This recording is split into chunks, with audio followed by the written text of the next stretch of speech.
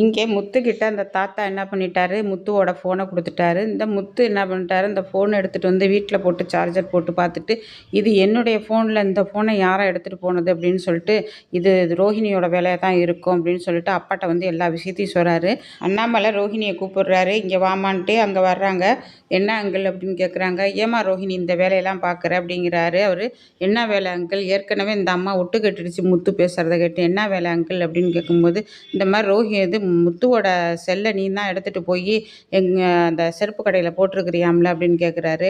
அதெல்லாம் இல்லை அங்கிள், இவர் என்னையே தான் எப்போ பார்த்தாலும் கார்னர் பண்ணுவார், என்னையே தான் குறை சொல்லுவார், இவருக்கு எப்போ பார்த்தாலும் நான் எப்போ மாட்டுவேண்டு இது எண்ணம் அப்படின்னு சொல்கிறாங்க.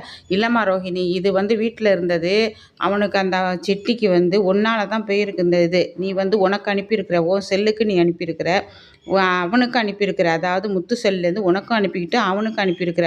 அப்போ நீ தானே இது பண்ண அப்படின்னு சொல்லும்போது, நான் தான் பண்ணேன்னு அதில் எப்படி தெரியும் அங்கிள், வேறு யாராவது பண்ணியிருக்கலாம்ல, வேறு யாருப்பா பண்ணியிருப்பா அப்படின்னு கேட்கும்போது, எனக்கு தெரியலை அங்கிள், ஆனால் நான் பண்ணலை அப்படின்னு சொல்லும்போது விஜயா சொல்கிறாங்க. உடனே இவர்கிட்ட அண்ணாமலை கிட்ட, உங்களுக்கு எப்போ பார்த்தாலும் ரோஹிணியை தான் குறை சொல்லணும் அப்படிங்கும்போது, உடனே அண்ணாமலை கேட்குறாரு, முட்டாள்தனமாக பேசாத விஜயா, இங்கே பாரு, முத்து செல்லுலேருந்து ரோஹிணிக்கு தான் போயிருக்கு இந்த வீடியோ, அடுத்தது சிட்டிக்கு போயிருக்கு. அப்போ யார் அனுப்புவா, மீனா அனுப்புவாளா, இல்லை முத்து அனுப்புவானா, இல்லை மனோஜ் அனுப்புவானா, இல்லை சுருதியோ இல்லை ரவியோ அனுப்புவாங்களா சொல்லு, இல்லை நீ நான் அனுப்புவோமா அப்படின்னு. ஏங்க நான்லாம் அனுப்ப தெரியாதுங்க, அதுவும் இவன் போன போய் நான் எடுப்பேனா அப்படிங்குமா. அது என்ன இவன் போன போய் நான் எடுப்பேனான்ட்டு, நான் உங்கள் பிள்ளை இல்லையா அப்படின்னு கேட்கும்போது, ஆமாம் நீ பெரிய பிள்ளை அப்படிங்குது இந்த விஜயா.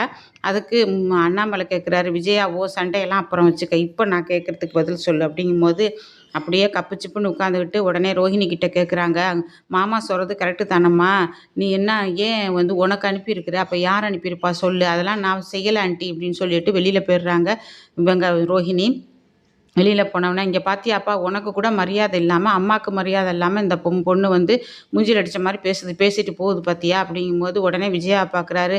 இல்லைங்க வரட்டும், நான் கேட்குறேன், அவள் செய்கிறது தப்பு தான், இருந்தாலும் நான் கேட்குறேன், தப்பு தான் இல்லை, நான் இதோட விட மாட்டேன், நான் போலீஸ் கம்ப்ளைண்ட் ஏற்கனவே கொடுத்து வச்சுருக்கிறேன், இதை வந்து நான் சொல்லிடுறேன், போலீஸில் போய் யாரால் போச்சுங்கிறத சொல்லிடுறேங்கும் போது, அதெல்லாம் வேணாடா அப்படிங்கிறாங்க விஜயா. உடனே அவர் சொல்கிறார் அண்ணாமலை, தப்பு செஞ்சவங்க யாராக இருந்தாலும் மாட்டி தான் ஆகணும் அப்படிங்கும்போது மனோஜ் உள்ளே வர்றாரு. அப்போ மனோஜ்கிட்ட அண்ணாமலை எல்லா விஷயத்தையும் சொல்லும்போது, எனக்கே புரியலப்பா, அந்த ரோஹிணி ஏன் ஒன்று ஒன்றா செய்கிறான்ட்டு. அவன் சிட்டிக்கிட்ட போய் கடன் வாங்கியிருக்கிறா, அவன் சிட்டிக்கு இந்த வீடியோவை அனுப்பியிருக்கிறா, இதெல்லாம் தேவையில்லாத வேலையெல்லாம் பார்க்குறா, எனக்கு ஒன்றுமே புரியலம்மா, இந்த ரோஹிணியை எனக்கு ஏன் கட்டி வச்சிங்கன்னே தெரியலை, ரொம்ப ரோஹிணியால் எனக்கு நிறைய பிரச்சனை வருது அப்படின்னு சொல்லிட்டு உள்ளே போகிறார் அவர். இங்கே வந்து என்ன பண்ணுறாங்க, ரோஹிணி வித்யா வீட்டுக்கு வந்து வித்யாட்ட ரொம்ப சண்டை போடுறாங்க. நீ என்ன சொன்ன, கடலில் போட்டேன்னு தானே சொன்ன ஃபோனு, இப்போ எப்படி முத்து கைக்கு அந்த ஃபோன் வந்துச்சு அப்படின்னு வந்து கேட்குறாங்க. கேட்கும்போது, இல்லடி நான் வந்து கடலில் போடலான்னு தான் போனேன், அப்போ செருப்பு அறுந்துருச்சு, செருப்பை தைச்சிட்டு நான் ஆட்டோவில் ஏறி வந்துக்கிட்டு இருந்தேன், அப்போ பார்க்கும்போது ஃபோனை காணோம், அப்புறம் உன்ட்ட என்ன சொல்கிறதுன்னு சொல்லிவிட்டு நான் வந்து ஒரு பொய் சொல்லிட்டேன் அப்படின்னு சொல்லும்போது, இது தப்பு இல்லையா, அப்பயே சொல்லியிருந்தா நான் தேடி பார்த்து கடலில் கொண்டு போய் போட்டிருப்பேன்ல, என்னடி ரொம்ப மிரட்டுற, நீ என்னை ரொம்ப மிரட்டுற, நான் என்ன ஒரு பொய் தானே சொன்னேன், உன்ன மாதிரி 2000 பொய் 3000 பொய் சொல்லலையில, இது ஒரு பெரிய விஷயமான்னு சொன்னேன், யாரோ கையில் கிடைக்க போகுதுன்னு நினச்சேன், அந்த தாத்தா பாட்டி முத்துக்கு தெரிஞ்சவங்கன்னு எனக்கு தெரியுமா, உன்ன மாதிரி இல்லை நான் ஃப்ராடு இல்லை அப்படின்னு சொல்லும்போது, என்னடி பேசுகிற அப்படின்னு சொல்லிட்டு ரோஹிணி என்ன பண்ணுறாங்க, வித்யாவை அடிக்க போகிறாங்க.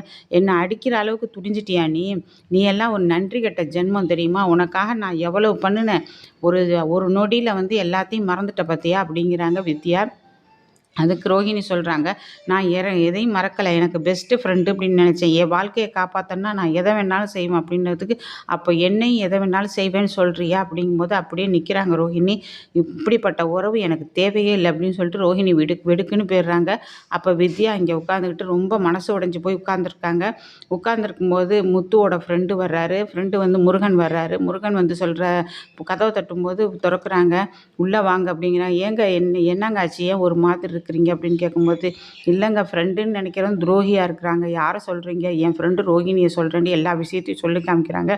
அவங்க என்னங்க இவ்வளோ பெரிய ஃப்ராடாக இருந்துட்டு உங்களை வந்து சொல்லிட்டு போகிறாங்க, நீங்கள் எவ்வளவு செஞ்சுருக்கிறீங்க, அந்த நன்றி இல்லை பார்த்தீங்களா அவங்களுக்கு அப்படிங்கும்போது அழுகுறாங்க. வித்யா வந்து முருகன்கிட்ட சொல்லிவிட்டு அழுகுறாங்க. நான் எவ்வளவோ செஞ்சுருக்கேங்க, அவள் ஏற்கனவே கல்யாணம் ஆகி புள்ள இருக்கிறது, அவங்க அம்மா அப்பா இருக்கிறது எல்லாத்தையும் நான் வந்து மறைச்சிட்டு அந்த குடும்பத்தில் அப்படின்னு சொல்லிட்டுருமோ, அந்த குடும்பம்டா யாருங்க, அவர் பேர் முத்துங்க, முத்து அண்ணாமலைன்ட்டு எல்லாரையும் சொல்லும்போது, நம்ம முத்தண்ணனோ அப்படின்னு இவர் மனசுக்குள்ளே நினைக்கிறாரு. நினச்சிக்கிட்டு முருகன் என்ன பண்ணுறாரு, "கவலைப்படாதீங்கங்க. ஏதாவது ஒன்றுனா நீங்க என்ன கூப்பிடுங்க. உங்களுக்கு எந்த ஹெல்ப் வேணாலும் நான் செய்றேங்க."